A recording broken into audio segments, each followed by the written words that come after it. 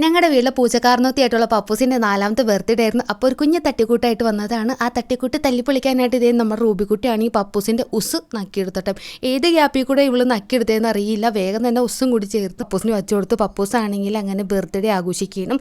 താഴെയാണെങ്കിൽ ക്രീമി ട്രീറ്റ്സിൻ്റെ മണ്ണടിച്ചോടുകൂടിയൊക്കെ തിന്നും ഭ്രാന്തായി അതിൻ്റെ പുറകെ കിടക്കുകയാണ് കേട്ടോ.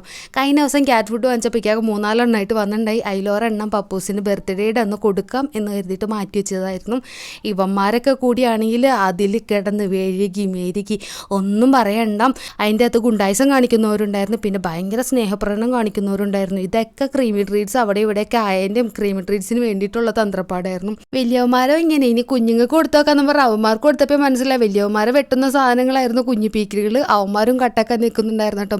ഇവന്മാരാക്രാന്ത ബഹളവും കണ്ടിട്ട് ഇവിടെ പപ്പൂസിൻ്റെ കിളി പാറിക്ക് ഇതിപ്പോൾ എൻ്റെ ബർത്ത്ഡേ നാട്ടുകാരെ മൊത്തം ബർത്ത്ഡേ ആണോ എന്ന് ഓർത്തിക്കുകയാണ് കേട്ടോ. അങ്ങനെ ഞങ്ങളുടെ പപ്പൂസിൻ്റെ ബർത്ത്ഡേ ആഘോഷിച്ചിരിക്കുകയാണ്. അപ്പോൾ ഇന്നത്തെ ഇത്രയുള്ള ഇഷ്ടമായി ലൈക്കാൻ മറക്കണ്ട.